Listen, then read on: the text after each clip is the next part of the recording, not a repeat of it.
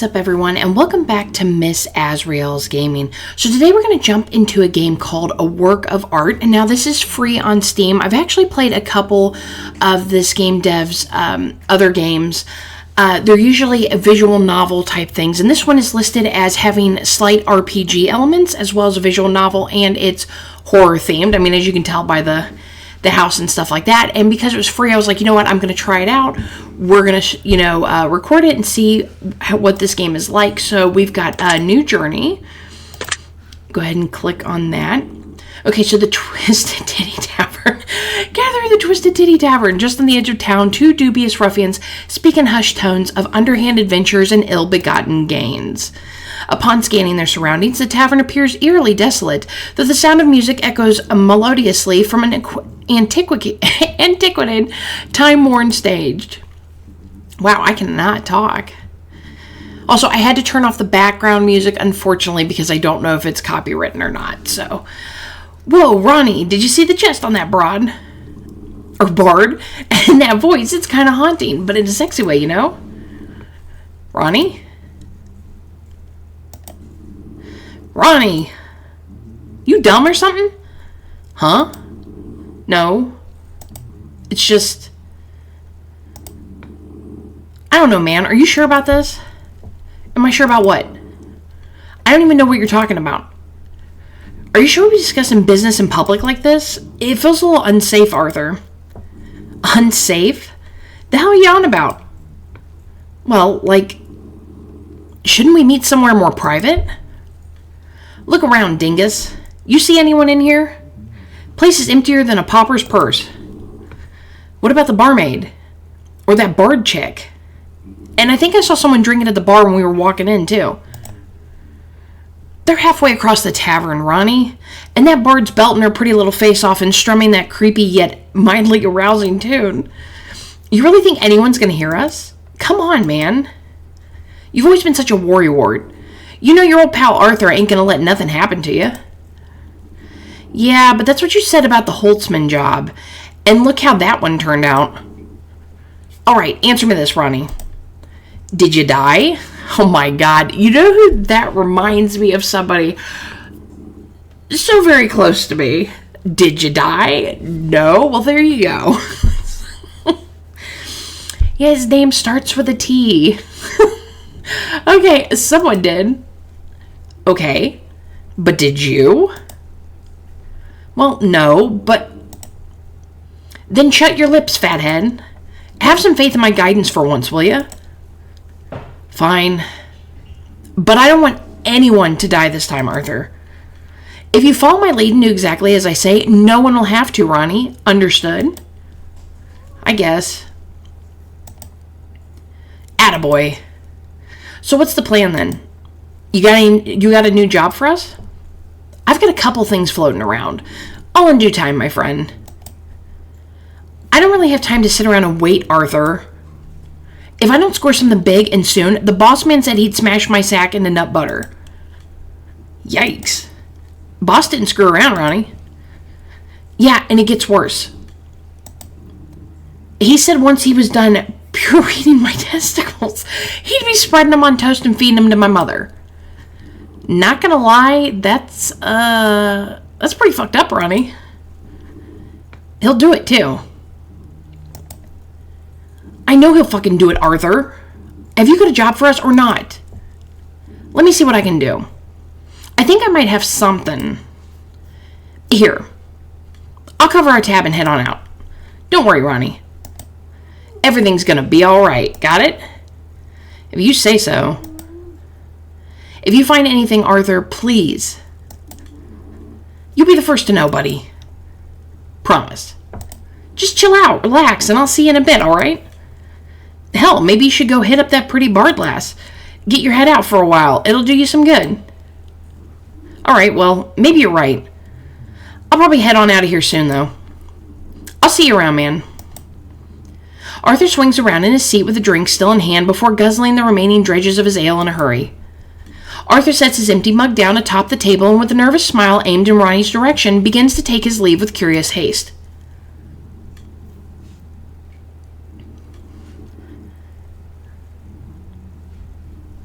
Oh, it does look just like a RPG. But where is that his nose? Like, why is it sticking out so far from his face?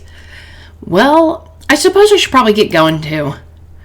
That bard is kind of on my mind though, and I've just got enough ale in me to think I've got a chance. Maybe I should stick around a little longer. Do I get a walk? Oh, yes, I do. Well, hello there, beautiful. I'm Ronnie. What's a lovely girl like you doing in an empty place like this? You know, with your talent, you could easily sell out the Bard Rocks Cafe. That tavern is twice as big as this place, and it's always packed. Upon approaching the woman, Ronnie notices that her eyes are shut as she sings. The bard sways back and forth with the melody echoing off the tavern walls as she gently strums her instrument. Entirely fixated on her performance, she pays no attention to Ronnie's presence.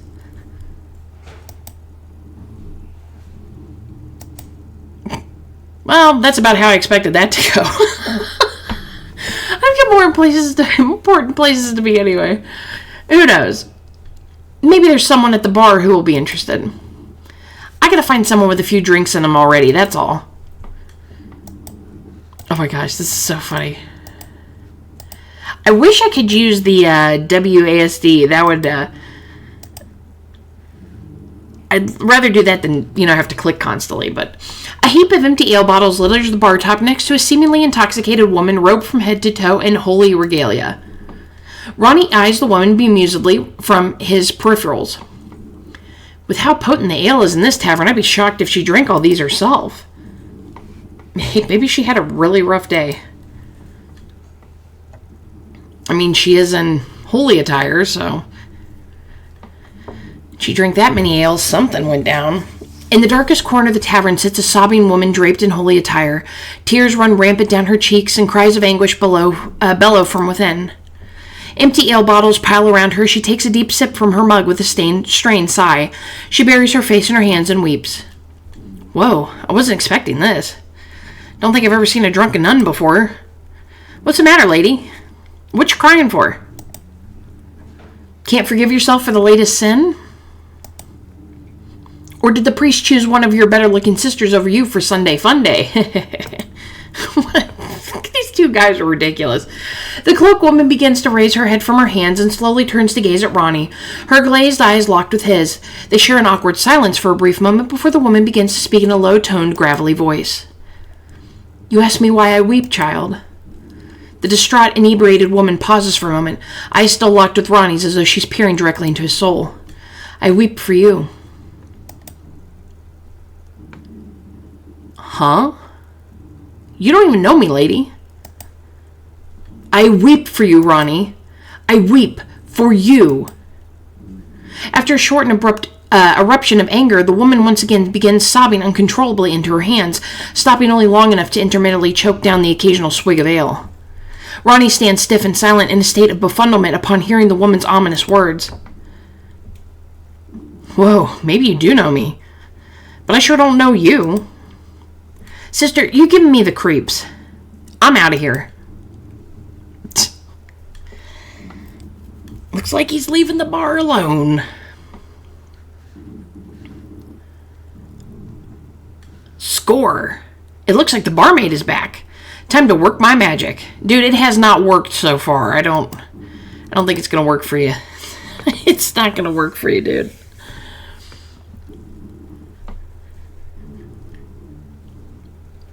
Ronnie eagerly approaches the barmaid full of confidence and poise. I've never seen you around here before, miss. You must be new, because I'm certain I'd remember a face as pretty as yours. He might want to put his tongue back in his mouth. That might help him with the women, but the barmaid blushes at Ronnie's forwardness, cracking a small but visible smile.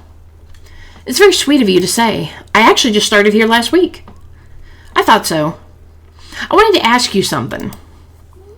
The barmaid pauses for a brief moment in sudden realization, as though she just urgently remembered something of significant importance. Wait, you wouldn't happen to be Ronnie, would you? Well, that depends on who's asking, I suppose. Some guy came in here earlier and dropped something off for you. It's got your name on it. The barmaid presents a crimson-smudged envelope to Ronnie and passes it over the counter. Ronnie eyes the envelope cautiously before tentatively accepting it. Ronnie opens the envelope to reveal a handwritten letter addressed to him. Ronnie begins to nervously read from the mysterious stained parchment. Would that be blood? That's a very bloody note. Dear Ronnie, I know times have been tough, and I'd like to present you with an offer. A man of your talents would be perfectly suited for a job like this. They rest an old farmhouse atop a small hill on Milton Lane. I trust you know the area well. Milton Lane? I think that's where my last job was. The old man who resides in the farmhouse is currently away visiting family down south. However, he's expected to return Thursday morning, so time is of the essence. I believe you'll find quite the fortune ripe for the taking hidden around the house. Whatever you find is yours to keep. Thursday. That's tomorrow. I don't have a whole lot of time. Use what you find to get back on your feet. I ask nothing in return, only that you follow through with this opportunity and make the most of it. Signed, Arthur. Wait, wasn't that the guy from before? I don't think that's from Arthur, dude. Yes! I knew Arthur would pull through for me. This does seem a little strange, though. Why didn't Arthur just hand this to me earlier? It's because he didn't do it, dummy. Wait, Arthur must have known it was too risky to talk about it in person after all. He must have set this whole thing up to hand the letter off to me for a new job. Arthur, you sly dog. I guess I really should trust in his guidance after all. The old man's supposed to return tomorrow morning, so that only gives me a few hours to get in and get out. Dude, you're such a dummy. You're such a dummy, and you're going to end up dead. The barmaid smiles warmly at Ronnie with a glint in her eye before speaking with slight hesitance in her voice. My name's Sophia, by the way. I really like your vest. While the barmaid attempts to make conversation, Ronnie's eyes fixate on the letter, reading the last few lines over and over again, lost in deep thought. Caught in a trance-like state, Sophia's words fall upon deaf ears as Ronnie obviously ignores the woman's advances. You bumbling idiot. Is there anything else I can help you with, sir? I believe you were going to ask me something earlier. No time, sorry. I gotta get going. Thanks, though. Oh, you big dummy. Now, if I leave soon, I should have enough time to grab the most valuable stuff before the old man comes back. Well, I guess I'll just go fuck myself then. Cheapskate didn't even pay his tab. I actually thought he was cute in a low-life scumbag dorky sort of way. Maybe I'll try my luck with that cute barn girl once my shift is over. What I wouldn't give to rest my head on those sweet, sweet melons while she sings me to sleep for a night. Oh my god, this game. This game. The old farmhouse. After drunkenly staggering through the streets for several hours, Ronnie finally makes it to his destination. A dark, finely uplit farmhouse sits under the moonlight of Milton Lane, a place of recent and unwelcome history for Ronnie.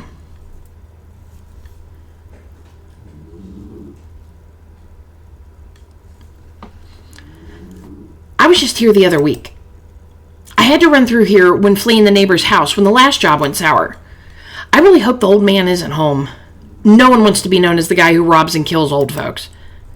I still can see the look of panic on that woman's face as she tumbled down the stairs. Her screams, they still ring so loudly in my ears. No, it's going to be okay. This is going to go nice and smooth, Ronnie. We're just going to get in, get out, and never come back to this site down again. Now I just got to find the best way to get into this place. Ooh, there's a small campfire burns hot, cutting through the cold, biting air.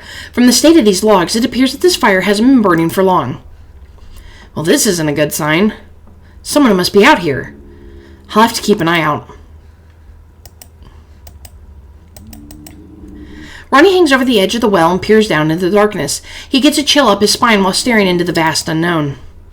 I remember when I was young, I fell down one of these. They still freak me out when I stare into them. You know, that does not surprise me this dude fell in a well. An empty bucket sits on the ground next to the well. I still feel a little hungover from the tavern. It might be smart to grab some water later on my way out. Oh good, I can hold the... Oh, I can hold it. That's great. Although I gotta be careful because I might send myself up somewhere I don't want to right off the bat. What is this? What is this? Off the beaten path and into the woods, Ronnie comes across a painting of a woman surrounded by lit candles, seemingly placed at the base of a tree. Who would leave candles burning out in the middle of the woods like this? Something doesn't feel right here. You think, dingus? You are a giant dingus. don't think I can go that way, so. You have to forgive me. You can probably hear my dog snoring under my desk. I mean, if you hear that, you're gonna probably hear it quite often, to be honest. Unfortunately, she always has to be under my desk, which I'm okay with. A crooked wooden sign marks the road for travelers. East is Painter's Farm. West is Holtzman Residence. This is the way to that old lady's house I robbed. I can't handle going back there. Besides, I can't leave here empty-handed. If I don't score big, who knows what terrible things the boss has in store for me. Well, I mean, you're a big dingus. Old tattered garments in rather poor condition are strung across the clothesline. I wonder if someone forgot about these clothes out here. They seem as though they've been beyond saving at this point. Dude, if it's old clothes, this dude has nothing. A wash basin full of mold-ridden clothes and stagnant water sits below the clothesline, emitting a putrid odor. That don't smell right. Old man must not have anyone looking after him. Dude, then why would there even be anything here? Heaps of dry wood have been collected for kindling. Countless spiders weave their webs within the piles as slugs make their home upon the surface of the wood. I'll bet it took an awful long time to cut this much wood. Seems untouched in quite some time, though. Oh. A dull woodcutter's axe rests deeply wedged in a dry tree stump. The head of the axe looks rusted and worn, and the handle is splintered beyond repair. Looks like this axe hasn't been used in quite a while.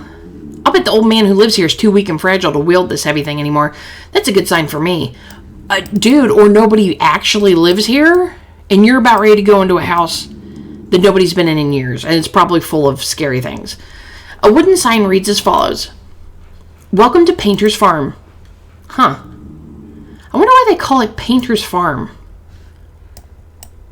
The fastest way in would be to break the door down. It might also alert unwanted company. I'll bet there's a key hidden around here somewhere. If there's anything I've learned about breaking and entering, 9 times out of 10, there's a spare key hidden somewhere on the property in case of emergencies. Now, if I were a key, where would I be? The fuck was that? It's like somebody was running. Hello? Is anyone out there?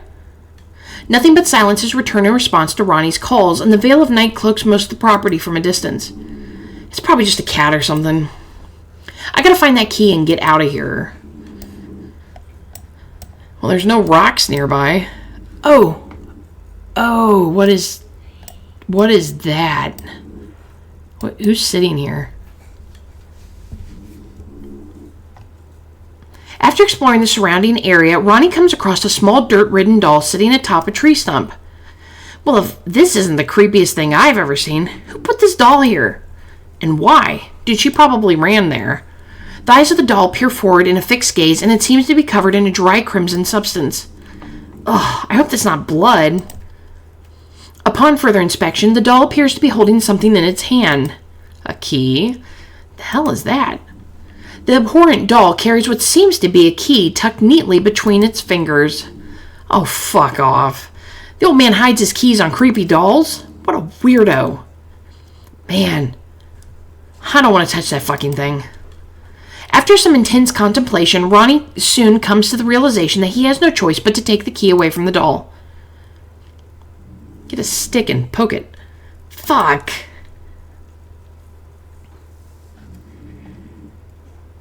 Ooh. That's extremely just eerie looking.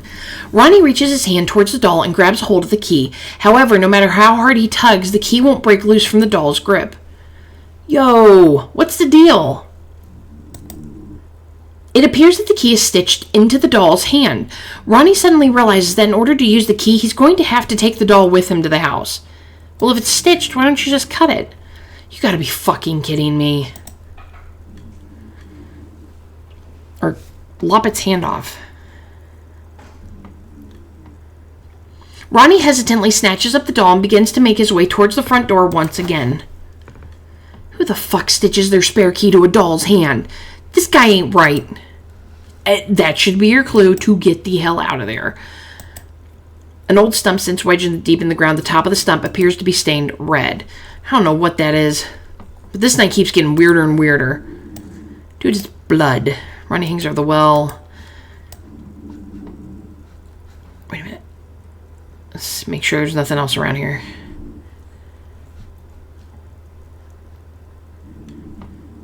Maybe take the doll to the shrine. See if it changes anything. This painting gives me the creeps. I should go. Okay, no. Alright, we'll go to the front door with the creepy doll. It's definitely not our best friend Charlie, but... Alright, here goes nothing. Ronnie approaches the cracked wooden door of the old farmhouse with doll and key in hand. He lifts the doll up by positioning the key snugly into the lock before gently turning it. Success, and we're in. I don't think that's a good thing. Oh, I had to click on it. Okay, Painter's Farmhouse. Oh, I hate this. Okay, upon entering the farmhouse, the smell of food permeates Ronnie's nostrils and a low bubbling noise can be heard in the distance. Huh? It smells surprisingly good in here. And whatever that smell is, it's making me hungry. And what am I still doing with this creepy thing? See it, toots? Firelight flickers in the distance around the darkened corners of nearby corridors. The light illuminates part of the surrounding area and makes it a little easier to see through the darkness. I really hope no one's home. This could get real awkward real fast. Maybe I should announce myself just in case. If I get a response, I'll just hightail it out of here and figure something else out. I don't have it in me to get violent tonight. Ronnie hesitates at first, but works up the courage to announce himself to the darkness. Heyo, Ronnie here. Just dropping by to fix your leaky roof. The hell was that, Ronnie? Why would someone sneak into a person's home to fix their roof? Hello? Anyone there? No response can be heard to Ronnie's calls in the night. The dwelling appears to be currently uninhabited. Yeah, right. Alright, let's see if there's anything of value in here. Oh, I can guarantee you there's not. Huge burlap sacks of grain sit on the hardwood floor. They appear to contain mostly wheat and barley. Well, this isn't going to net me a fortune. There's got to be something around here that I can sell. The doll sits atop a wooden stool, quiet and still. Creepy little fucker. A small wooden cage sits in the corner of the room. It appears to be broken. I wonder what was kept in here. Oh god, that's not good. A stone mortar and pestle sits on the table. Minerals have been ground into a fine powder within. Mineral powder. If there was once anything of value here, it's ruined now. Yeah, and we have a book with a pentagram right here. That's just great. I mean, if you're smelling something within the house, nobody would leave their home. Like, a fireplace like this, like, that could easily start a fire, in my opinion. And if the guy's been gone for days, why is he leaving food cooking? Makes no sense. Upon the table sits an open book with strange markings. Among the markings is a pentagram drawn in red with an incantation and descriptor on the following page. The hell is this? The book is filled with a plethora of occult rituals and insidious glyphs. This page appears to depict images of a soul being transferred from a corpse into an inanimate vessel. The doll. I'm just going to leave this here. Then again, it might be worth some coin. But also, it might open a portal to another dimension and yank me by my nads through the endless abyss. Looks like we have a dilemma. Maybe we'll come back to this later. You're an idiot. A large iron kettle hangs over an open flame as the contents within bubble furiously. I wonder how long this has been cooking for. Maybe the old man forgot about the fire before leaving. I mean, it seems kind of dumb to me. Oops, I clicked on it again. A portrait of a royal woman hangs high on the wall above the cooking pot. Sitting in the lap of the woman rests a small handcrafted doll. Wonder who this broad is. She's pretty. 10 out of 10 would smash. That doll is fucking creepy as shit, though. Nailed carefully into the wall is a shelf containing various bottles of paint. I've always sucked at painting. Nothing to use here. Nailed carefully into the wall is a shelf containing bottles of water and paint palettes. Nothing worth taking on the shelves. I can't pawn any of this stuff. Oop, didn't mean to click on that again. I want to bring this with me, but I better not. Okay, maybe I should just click, because I keep running into stuff. A slightly misshapen wicker basket sits in the corner. A couple of bits of rubbish rest at the bottom. Well, I can't really expect there to be anything other than garbage in a garbage basket. A large wooden cupboard holds stacks of clean dishes piled atop one another. These dishes aren't worth much. That's rather frustrating. Anything in there? A large chest of drawers sits against the wall. Which drawer would you like to open? Let's try the bottom. Various sizes of used paintbrushes litter the bottom of the drawer along with a bag of assorted tools. Looks like a bunch of junk in this one. I'm really striking out here. Okay, can we pull another one? Let's try the middle. This drawer is entirely empty. Okay. Guess let's try the top. The drawer is filled with an assortment of old, poorly sketched art. Well, it don't look like much, though it's better than anything I could do. An old, dilapidated stove sits in the corner of the kitchen. It doesn't appear to be in working condition and looks as though it hasn't been touched in years. Not even good for scrap metal. How disappointing. What the hell is in this place? At the edge of the kitchen sits a oh my god, why do we keep saying whisker? It's not a cat. Wicker basket filled to the brim with crimson hot chili peppers. They have an extreme curative to them, making them uniquely different from your average pepper. These peppers look kind of funky. A full keg of ale rests on the kitchen floor. It appears to bear the symbol of the Twisted Titty Tavern branded into the top of the keg. This motherfucker has an entire untapped keg of ale just sitting in his kitchen. If nothing else, I'll snag this on the way out. Is this a place? Looks like this leads outside to the garden. I should probably look for valuables before I head outside.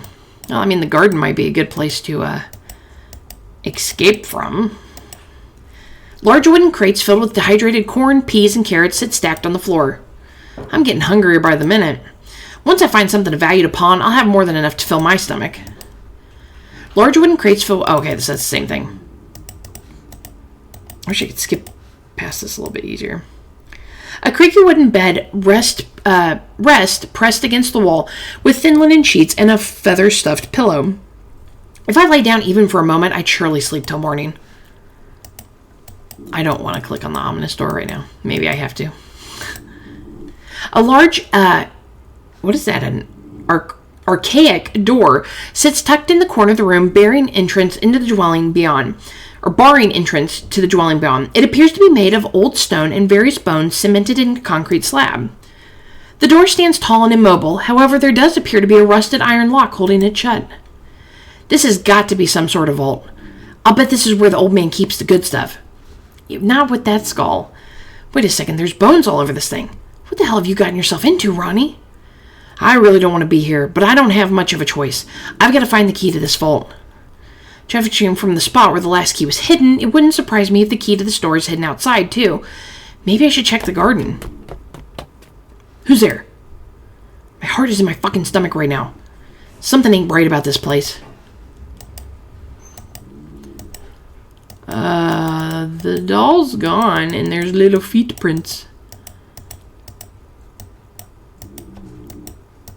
What? The doll sits quiet and still on the stovetop with crimson teardrops streaming down its face. Both of its hands are extended towards Ronnie. One hand holds a razor blade, and the other is covered in blood. She cut the key off? What the? How did you... Man. As if things weren't already fucked up enough. Now Tickle Me Elmo has somehow gained sentience. Or Tickle Me Emo. I said Tickle Me Elmo. It's Emo. I gotta find this key and get out of here. So I can't do anything with it? Other than it cut itself. Okay, so we're going to go to the garden. A medium peach tree grows within the garden soil, producing fresh peaches that don't look fully developed yet. Even those peaches aren't fully grown. They're awful tempting. Don't eat anything, dude. Vibrant green cabbages bloom from the soil below. I'm typically not one for greens, but I'm so hungry I'll eat just about anything right now. Huge orange pumpkins lay sprawled across the patch connected by thick vines. I remember carving pumpkins as a kid, back when life was easier and way less stressful.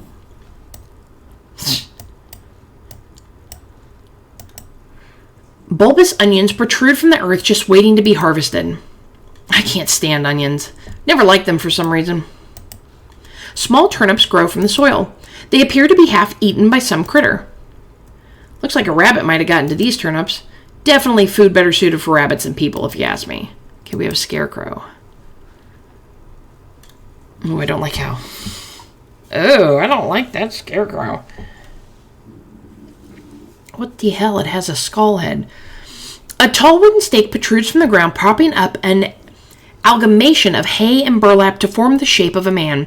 This scarecrow stands silent and still over the budding crops below. Upon closer inspection, there appears to be something glimmering from within. Of course there is. Well, fuck me running. That sure looks like a key to me. Ronnie extends his hand forward, gripping the key tightly while giving it a tug. The key breaks loose from the scarecrow's grip as hay hits the soil below. Why is this guy, between the doll and that scarecrow, even still here? I'm just glad I don't have to carry the whole damn thing inside. I guess that's true.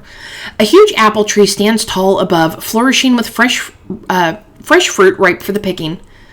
Damn, those apples look delicious. Ronnie reaches for the largest apple he can reach and plucks it from a low-hanging branch. This is either the best apple I've ever eaten in my entire life, or I'm just really, really hungry. Various flowers bloom within the pots, presenting different shades, shapes, and aromas. I've never been a flower guy, but these are fancy. They smell pretty good, too. An assortment of fresh herbs grows from a planter on the ground. These herbs smell pretty good. I wonder if I can smoke any of them. Of course, that's what you would think of. Oh no, it's gone. The doll's gone. And he doesn't even mention it, that the doll is gone. Oh god, she's in the bed. A creaky wooden bed rest. I've read that part. Okay, so I have to actually click on the doll. The doll sits perfectly still, resting quietly on the bed. It almost seems as though its eyes blink for a split second. Alright. This is freaking me the fuck out, man. I'm about to throw this little bitch in a fire. Breathe, Ronnie. Just breathe. Remember what you're here for. Well, here goes nothing. This is such a bad idea. Ronnie pushes the key into the heavy iron lock and turns it gently. Bingo. Oh, forgot. I gotta hit the door again. The Chamber of Art. Is that a dog? He's a puppers. It's probably Cerberus and he's gonna bite my head off. The heavy vault door shuts loudly behind Ronnie as he peers around in the darkness. Torchlight dances in the distance, paintings darken silhouettes upon the chambered walls. That was probably what was in the cage. A putrid smell of dirty iron and rotting meat fills the air, causing Ronnie to gag. I don't want to know. That looks like a chair or something. I don't want to know what's in it. Oh god, what is that smell? It reeks of decaying ass down here. Within the dark damps of these chambers, a small fluffy dog cautiously stares at Ronnie. The dog has a tag on his collar that reads, Mr. Jippers. Why does this dog look so familiar? I think that old lady had one just like this. Oh god, that old lady probably sent me in here. The dog barks warningly while scooting itself closer to the wall, eyes fixated on Ronnie. He don't seem to like me too much. I've never been good with animals. Oh god. It's a bloody chair. A blood-splattered stone slab sits in the corner of the room, cold to the touch. Pressed against the filthy back wall of the chamber sits an old blood-stained throne. Some of the stains appear to be old and dry, yet some appear to be wet and fresh. Something tells me I shouldn't be in here right now. I don't think I'm meant to see this. Oh! I didn't see that coming. A strange figure appears from the darkness and charges Ronnie, bashing him over the head with a pipe and rendering him unconscious in the seat of the throne. Actually, I think you're right where you're supposed to be, Ronnie. Uh-oh. Who's this dude? I mean, he looked normal.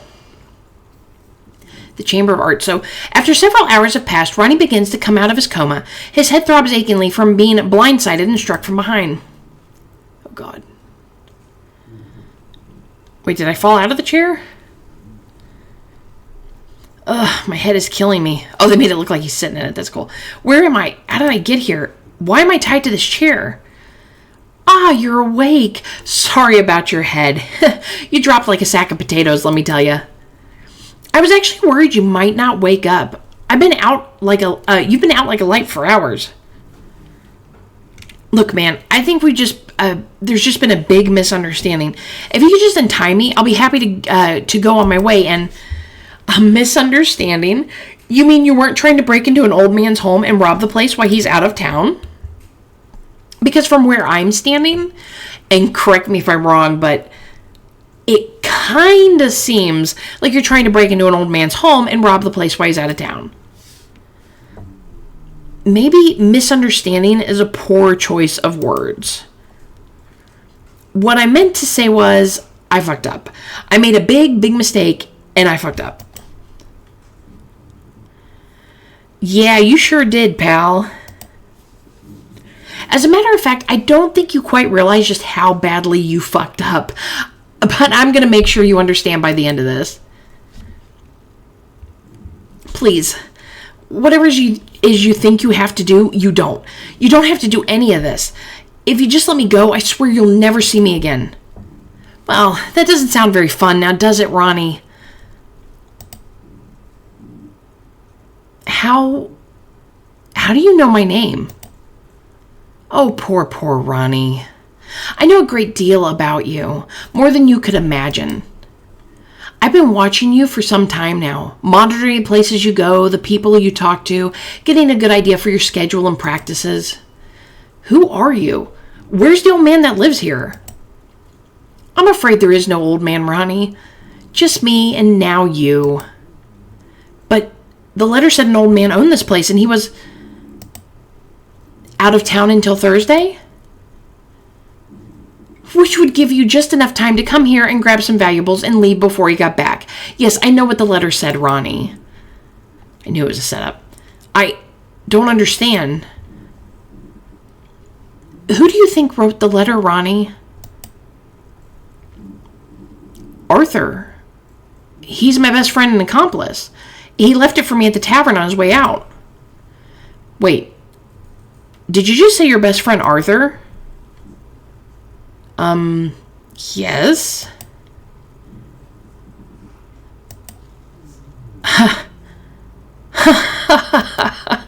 That's too good. I'm not following. Your friend has nothing to do with that letter, Ronnie. I'm the one who wrote the letter. Then why was it signed with his name? Because my name just so happens to also be Arthur, I suppose. Isn't that a fantastic coincidence? You can call me Art, by the way. So, my Arthur doesn't know anything about this job? As far as I'm aware, he does not. Which means no one even knows I'm here right now. That sounds about right, my guy. Holy cannoli, what an unfortunate set of circumstances. Well, for you, that is. I personally lucked out with the whole coincidental name thing. Truth be told, I didn't even know I signed that letter. That was reckless of me. Just a damn subconscious habit, I guess. So if you're the one who wrote the letter, then why? What do you have to gain by luring me here? Well, that's where things get interesting, my friend. You see, you took something away from me that I had grown rather fond of. I've never stolen anything from you, man. I don't even know you. Miss Holtzman, my neighbor and friend, you broke into her home, stole her belongings, and snatched her very life from her. It wasn't supposed to go that way. No one was supposed to get hurt. It was supposed to go nice and smooth. Just a simple smash and grab and be on my way. But that's not what happened, is it, Ronnie? It was an accident. I was going through some drawers in the upstairs bedroom, and that's when I heard her come home. She must have heard me rummaging around upstairs because she started shouting angry threats and obscenities at me from down below. Then, before I could climb out the window, I heard the old bag shuffling up those creaky old wooden stairs, and fast, too. I quickly rushed out of her room and met her at the top of the stairs. She had something in her hand. I think it might have been a rolling pin, but I didn't get a good look. Everything happened so fast. I didn't even mean to shove her. My hands, they just sprung forward and... And what, Ronnie? Your hand sprung forward and what? That was a question, Ronnie. Now give me an answer. I pushed her. She stumbled backwards down the stairs and broke her neck against the wall at the bottom. But it wasn't supposed to go that way. That wasn't the plan, I swear. It was an accident. It's not my fault. Not your fault? How is it not your fault? If you hadn't been in her home, robbing her of what little that poor old woman had to her name, she'd still be alive right now, wouldn't she? Wouldn't she? I guess she would, yeah. Good. We're making progress. I'm proud of you, Ronnie. It takes a lot to admit something like that aloud to a complete stranger. So, does this mean you're going to let me go? Not a chance. I'm afraid you're going to be here a while, Ronnie. Make yourself comfortable. Are you hungry? All day I've been preparing a lovely pot of stew that would make Mother proud. I'll pour some for us.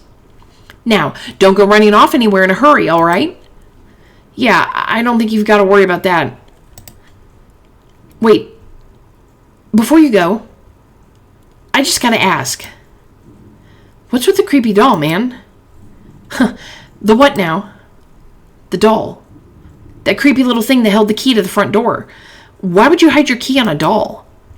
I genuinely have no idea what you're talking about, Ronnie. I placed a spare key on the tree stump near the well. Is that not where you found it? You're fucking with me, aren't you?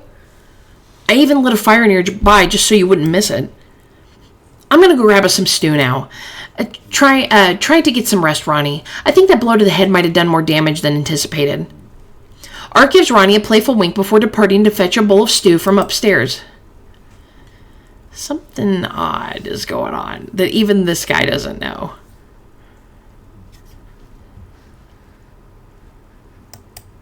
Oh, I get to play as this guy now. Strung high up on the wall, draped to the dirt-covered floor, is a long stained curtain. Ronnie sits slumped into the blood-stained chair, his own blood adding to what was already there before he was knocked unconscious and restrained. A look of helplessness washes over Ronnie's face as he sits in grim silence, dreadfully awaiting the unknown.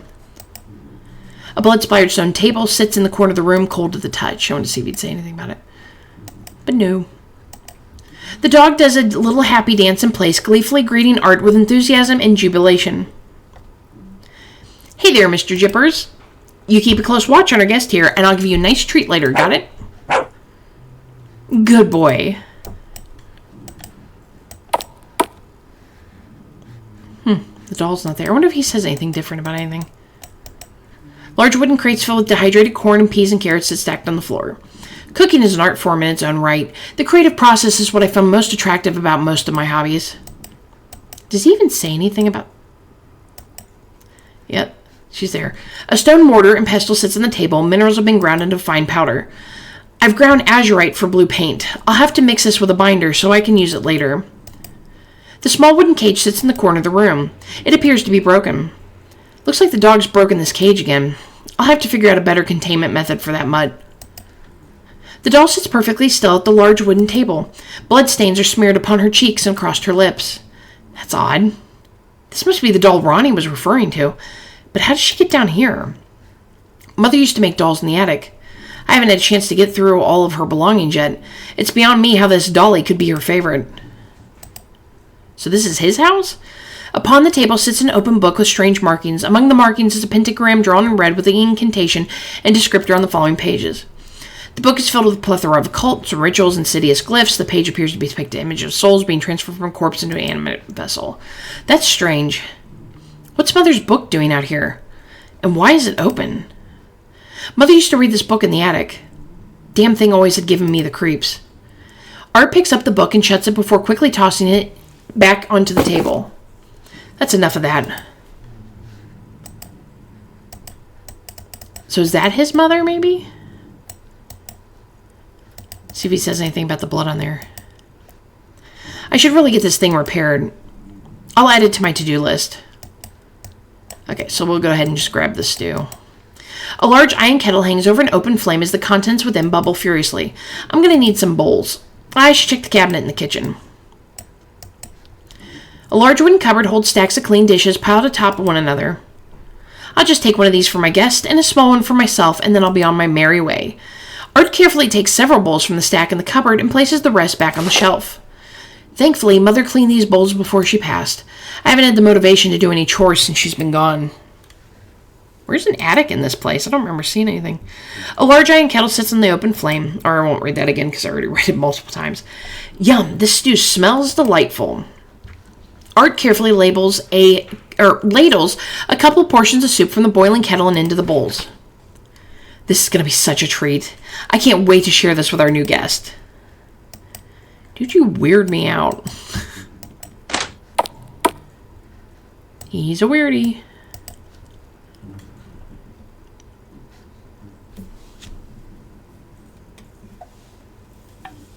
Well, hello, friend. I've returned with dinner, and I cannot wait for you to try. Upon looking at Ronnie's position, Art notices that the ropes that bind him have been tampered with. Still tied to the chair, it almost seems as though Ronnie has been making small progress towards breaking free, as there are fresh rope burns on his wrists that were not present prior to Art leaving the chamber. Have you been trying to wriggle yourself free and escape, Ronnie? Facial expression of dread flow from Ronnie as he shifts uncomfortably in the chair. No?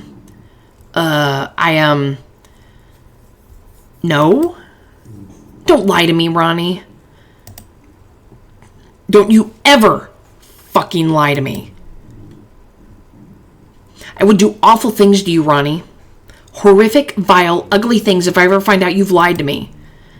The look of dread on Ronnie's face has spread to the rest of his person, and he begins to tremble in fear at the thought of what the man might do to him in this vulnerable, bound state. I'm sorry. I'm just a little uncomfortable, and the ropes were really digging in, you know? I won't try that again, I promise. If you had just said that to begin with, we could have worked something out, Ronnie. Unfortunately for you, your thoughtless actions have cost you supper, and the missed opportunity of tasting the best home-cooked stew recipe that had ever come close to gracing your undeserving tongue. Art places several bowls down on the bloody stone table in the corner of the room. Shame. I think I've lost my appetite as well. Ronnie shifts uncomfortably in the chair while making intense eye contact with Art. Hey, I'm sorry to ruin your dinner. It was awfully kind of you to go through all that effort. And I'm really sorry about your neighbor, too. Thank you, Ronnie. I'm sorry, too. She was an unlikely friend to me, really, born of necessity rather than want or even choice. You see, we didn't spend much time together, but we'd chit-chat every now and then when taking our garbage to the curb each week. I was never too fond of her annoying, yappy little dog, always shitting in my yard, little bastard. I think he resents that. Sorry, Mr. Jippers. But to a hermit like me, one whom has no friends, no family, nor no colleagues, the occasional bit of socialization was quite the welcome commodity. I can see how lonely things can get around here when you live that kind of life. You said you have no colleagues? What do you do? Thank you for asking. I fancy myself a painter of sorts. Each painting you see in here and those upstairs, they're all mine. You're a pretty talented guy there, Art. I couldn't draw a stick figure to save my life. Well, here's to hoping you'll never have to try.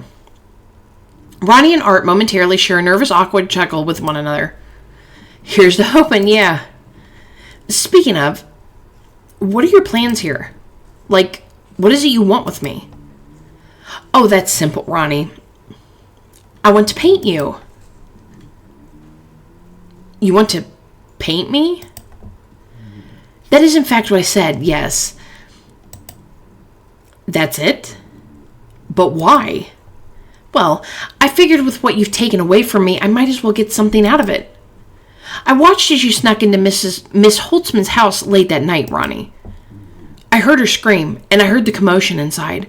I waited for you to take your leave, and I went and checked on her soon after. I found her unconscious and not breathing at the bottom of the stairs. I left that morning to fetch the local authorities. But not before painting her, too. You painted your dead neighbor? Well, of course. I knew when she was in the ground I'd never see her again, so I took the time to capture a memory that I can look upon whenever I feel the need. But then, I realized I couldn't just paint Miss Holtzman, for that would only be capturing half the story. I needed both halves for my collection. I needed to paint you too, Ronnie. And now that I've got you here, I can. Okay, a little weird, but I'm not one to yuck someone's yum. So then, once you're done painting me, you'll untie me? Well, obviously. I have no use for you after I finish the painting. Besides, you're sitting in my favorite chair.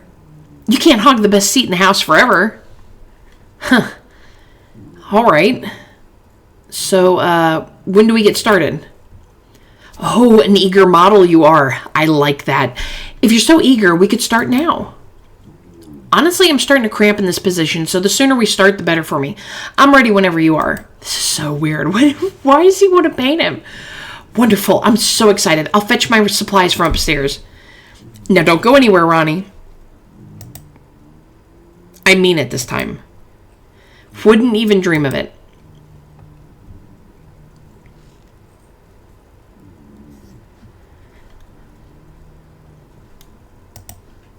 Two bowls of stew sit on the blood-splattered stone surface as flies begin to swarm the contents of the dishes.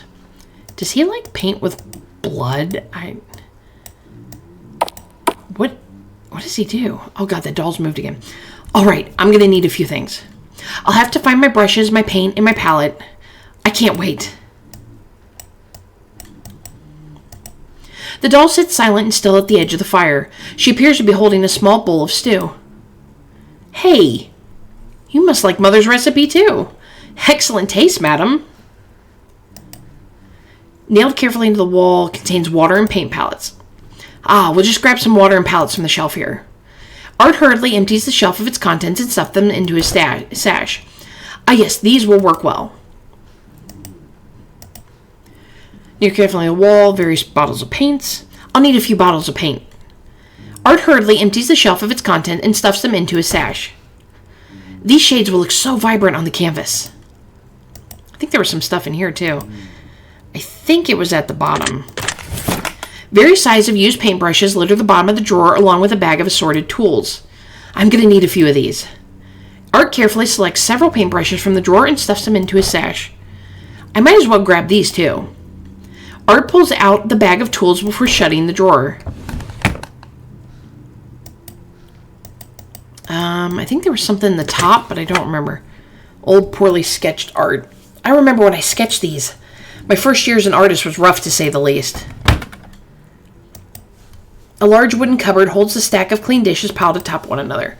Probably don't need any of that. Do I have everything? Wicker basket filled with the hot chili peppers. I didn't realize I have such a hefty basket of peppers here. Maybe I should give it away now. On second thought, I'll just bring them to the flea market under the bridge on the other side of town. I bet a certain someone would easily pay a fortune for these. Okay, let's look at that keg. I'll bust this baby open soon enough. I still can't believe no one saw me sneak this out of the tavern. I don't think there's anything in here. A couple of my old drawings that didn't turn out. I'll empty this later. Do we have everything? What am I thinking? I don't need to go out there right now.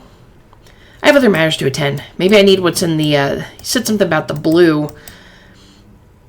Okay, so this book of occult magic rests closed and idle on the table. A strange aura surrounds the book, and it almost feels as though it wants to be read. Okay, this, I think he said it had blue in it. I've ground azurite for blue paint. I'll have to mix this with a binder so I can use it later. Okay, so he doesn't want it now. So maybe we got everything? I've already read that.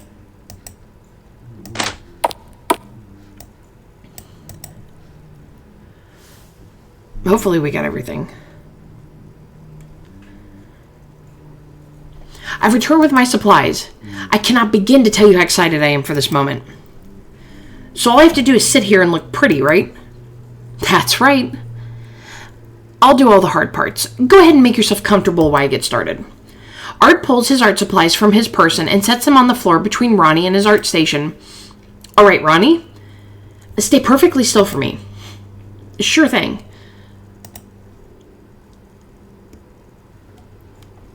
Art begins to mix various colors of paint together, carefully selecting them from his palette and painting upon his fresh canvas with his brush. Each stroke of the brush creates a new layer of paint on the canvas, providing depth to the piece. Minutes quickly pass and soon turn into hours. The art begins to come alive with each new layer added. I feel like I've been sitting here forever. How's it coming along there, Art? Oh, it's magnificent, Ronnie. Or at least, it will be when it's finished. I'm really starting to get cramped here. Are we almost done? You can't rush perfection, Ronnie. We have much work to do before we're through here. Can we maybe take a break then? I feel like these ropes are cutting off the circulation to my nutsack. If we take a break, it's only going to take longer. Mind over matter, Ronnie. Mind over matter. I gotta take a piss, though. Mind over matter, Ronnie. You got this. How am I supposed to mind over matter my piss away? He's gonna pee in your favorite chair, dude. You better just let him go. You'll figure it out. I believe in you. Bruh. I feel like this piece is missing something. So close yet so far. It's good, but not great. Something is off. I can sense it.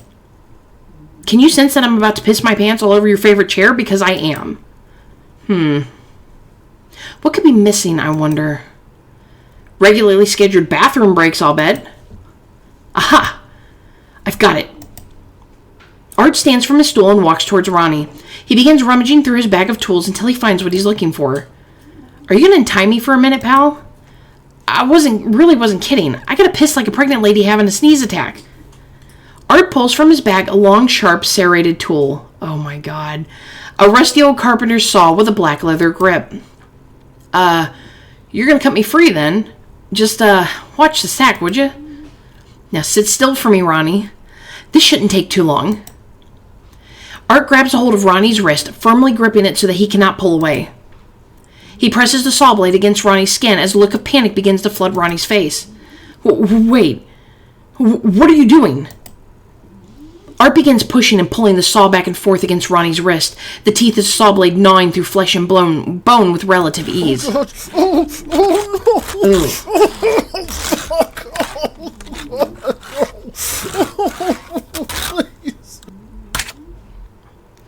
There we go. The model is already looking much better. My hand! You cut off my fucking hand! How very observant of you, Ronnie. Now shush, we're almost done. Here's a treat for keeping a close eye on our guest and being such a good boy, Mr. Jippers. Oh my god. Art picks up Ronnie's severed hand from the dirty floor and tosses it to the dog. Oh my god. Mr. Jippers joyfully wags his tail as he ravenously gnaws on the hand. Oh, gross. Oh, come on. That is like the complete opposite of cool, man. What part of shush do you not understand? Now, be still for a moment. Art kneels down lower, resting his hand on Ronnie's thigh while positioning the saw blade just above Ronnie's kneecap. He begins to rock the saw back and forth, cutting through cartilage, tendon, and bone like butter. Oh, God.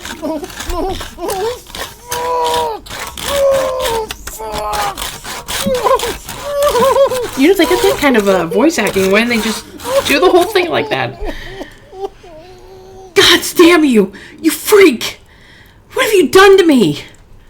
Can't you see? I'm making you into a masterpiece, Ronnie. More like masterpieces, you fuck. Oh, Ronnie. 'Tis but a scratch. You'll heal in no time. Are you fucking kidding me? I'm bleeding out here, man. Merely a flesh wound, Ronnie. I'd say 2-3 hours recovery at most. Whoa. That's actually a lot of blood, Ronnie. No shit, fucko. You just hacked off 2 of my limbs. What did you think would happen, you dumb bitch? For what is the price of priceless art, Ronnie? An arm and a fucking leg, apparently. Too true. Well, we're here now. Might as well make the most of it, eh? Listen. You're going to untie me right now. And get me to a fucking doctor. Or so help me. Slow down there, Ronnie. You're in no position to be making demands here. You really don't have much of a leg to stand on. You motherfucker. Here. I'll make you a counteroffer. Art reaches into his tool bag and pulls out a heavy steel hammer. I'll make this nice and easy for you so you don't have to suffer through the next part. Sound like a deal? Please. You don't have to do this. I wish somebody would have been there to offer you those words before you did what you did to my friend, Ronnie. But I do have to do this. I've had to do this since the night you entered Miss Holtzman's home and took her life. You've awakened something that sleeps deep within me. It lives within the darkest recesses of my soul, something I've worked hard to keep dormant for as long as I could. You're not the first, Ronnie, and I'm sure you won't be the last either. But just as I have preserved her memory, I shall preserve yours too. Please, there has to be another way. Art raises the steel hammer above his head while gazing into Ronnie's eyes.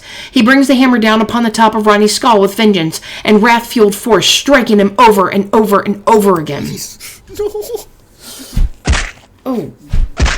Oh my god. Ugh. Ronnie's body rests lifelessly, slumped deep into the blood-stained chair. Art looks upon his model with uncertainty. Something still isn't right. There's still something off. A detail I must be missing. Art quietly ponders to himself for a moment, grasping for answers to solve his puzzled mind. He reaches into his tool bag one last time to scour the remainders of his tools before setting on one in particular, a set of forceps. Art brings the forceps to Ronnie's face before digging them gingerly into his eye socket. Oh, gross. After digging around inside the hole, he finds a firm grip on the eyeball and successfully removes it from its home. There. It's perfect. I couldn't ask for a better model. Art returns to his canvas and begins furiously painting once more. Deep into the hours of the night he works, never slowing nor stopping. This is so grotesque. Ugh. It is finished. My masterpiece is finally complete. Art grabs a hold of the curtain and yanks it down to reveal his work. Oh, wicked. Gross looking. Now that's what I'd call a work of art. Art peers over at Ronnie's disfigured body, mangled beyond recognition.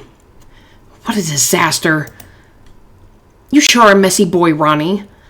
But I thank you for your sacrifice. Quite the mess we have here.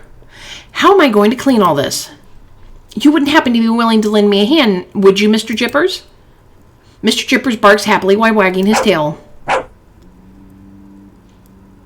Oh, he has an idea? Oh, he ate the rest of the hand.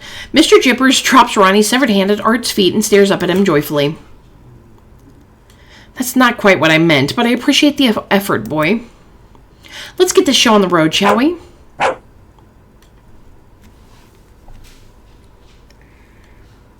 Oh, that is crazy.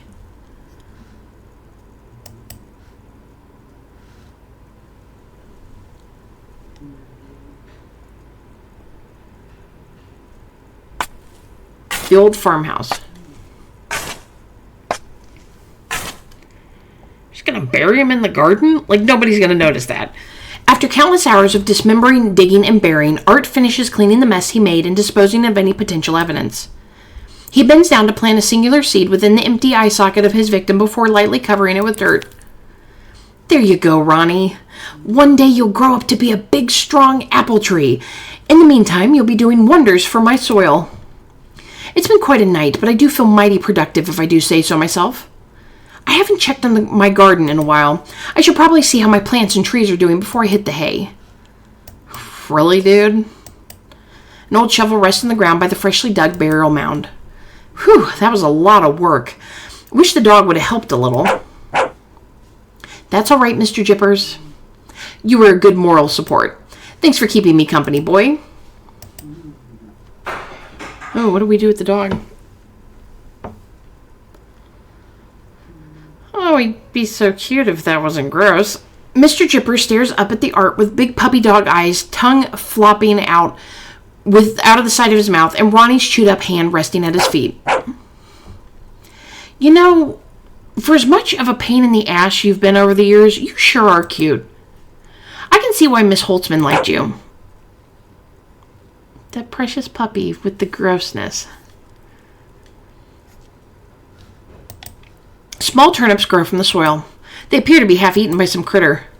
Damn critters, always digging up and eating my turnips before they're ready. Can I look at the scarecrow? No? Bulbous onions protrude from the earth, just waiting to be harvested. These onions will go wonderfully with so many recipes I've yet to cook. Huge orange pumpkins lay sprawled across the patch connected by thick vines. I can't wait to make these into a lovely pumpkin pie. Dude, I don't want to think about pumpkin pie after what you've done. Nah, I can't get in there. A huge apple tree stands tall above, flourishing with fresh ripe fruit for the picking. My favorite tree in the orchard. I should plant more of these. Art pauses for a brief moment after inspecting the apple tree more closely. He's probably going to notice. Has someone taken one of my apples? And they took the biggest apple on the tree at that. That's just poor apple etiquette. I am not amused. Various flowers bloom within the pots, presenting different shades, shapes, and aromas. These flowers were some of Mother's favorites. I like to grow them in her memory. An assortment of fresh herbs grow from a planter on the ground. These herbs are the secret to any good dish. They're so versatile. Okay, I don't mean to click on the dog again. Looked at the pumpkins. Let's do the cabbages. Vibrant green cabbages bloom from the soil below. These would be great for cabbage soup. A medium peach tree grows within the garden soil, producing fresh peaches that don't look fully developed yet. I'm so proud of how this tree is coming along. It's difficult not to eat the peaches yet. Here's their frickin' doll. Well, that's bizarre. How did you get out here? The blood-soaked doll looks as though it's holding something in its hand. Upon further inspection, the doll appears to be holding a human eyeball. Art takes the eyeball from the doll and examines it closely. Ugh. I don't want to look at it. Ugh. What's wrong with his eye? Well, this here seems to belong to Ronnie. How on earth did you get this? It's like Argus's eye. Art leans down and places the eyeball firmly into the hand of the doll. There we go. Now, I can keep an eye on you. Get it? Jeez, what a psychopath.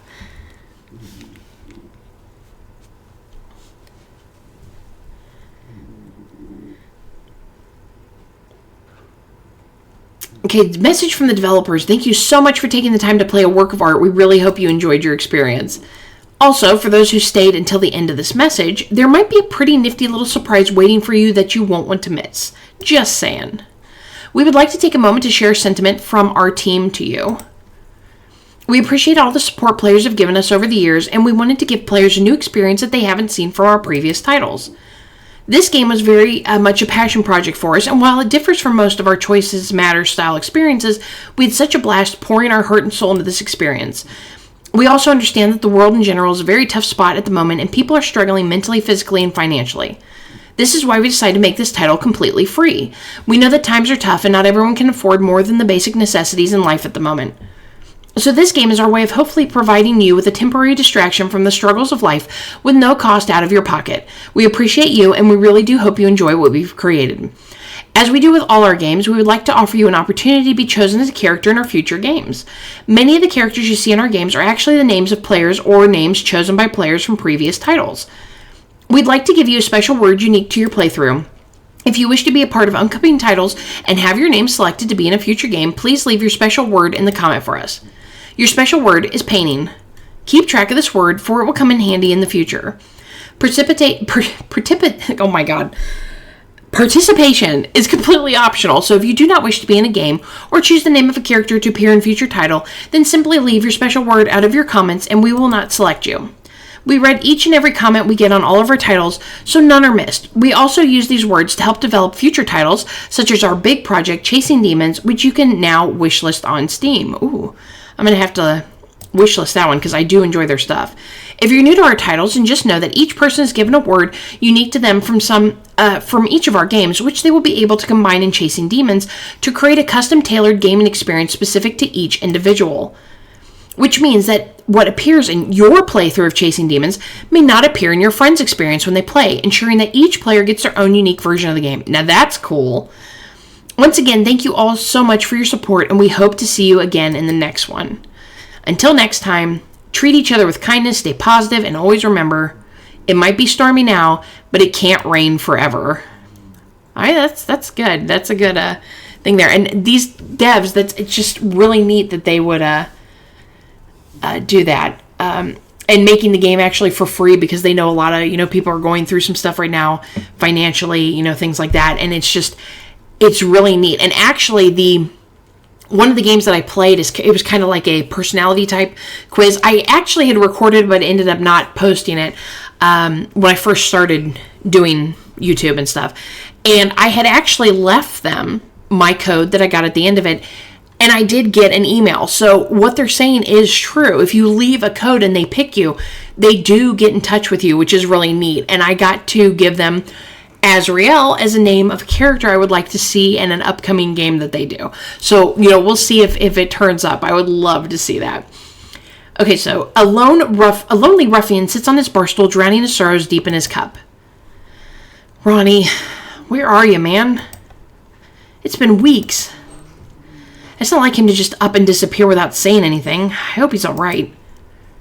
The man takes another swig of his ale as a tear begins to roll down his face. Hey, you wouldn't happen to be Arthur, would you?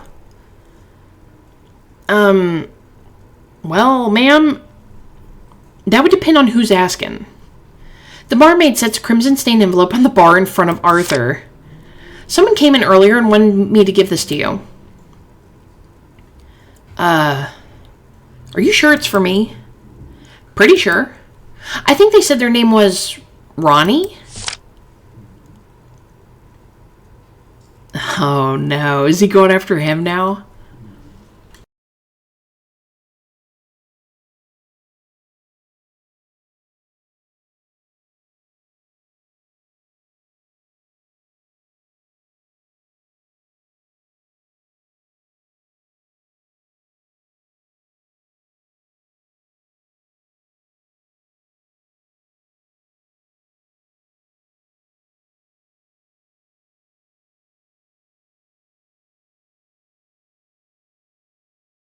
All right, everyone, that was a work of art, and I mean, it definitely was. It fits the title and the game perfectly. I really enjoyed that, and I enjoyed it so much I wish it had been longer. I wish there was a little bit more kind of in-depth with the characters, a little more horror aspects, I mean, got the little jump there when he jumped Ronnie, when Art jumped Ronnie. But I mean, this could have been like a much bigger game, in my opinion. I got about an hour out of it, I believe. And I just enjoyed it thoroughly, and I hope you guys did as well. And I hope you'll check out these devs because, everything that I've seen has just been really well done. They're usually pretty short games. That's why a lot of them are free. But you can also buy the games as well. They make ones where you can, so you can kind of support the devs, which, I think is very important to do. And I'm definitely going to wishlist Chasing Demons. It sounds really interesting that the fact that you can get a different story than somebody like just kind of like different input or, a character or something like that. It just seems really neat, and I would love to see how they're going to do it. So leave me a comment down below letting me know what you thought a work of art. It was definitely gory and gruesome. I put that together, gruey. It's a new word. We're all going to say gruey now. It was totally gruey. But it was definitely, gory and gruesome, and I absolutely loved it. It was so much fun, and it didn't rely on jump scares. It made that whole eeriness. I wish I could have put the soundtrack because I was listening to it a little bit before I started recording, and it was neat. I liked it. I was enjoying what I was hearing, and I just don't like to put it in there just in case because I don't want to get a copyright warning on my video and then have to remove it. And so I just go ahead and remove it from the start. But like I said, leave me a comment down below. Please leave me a like, subscribe if you haven't, and I'll see you next time. Bye.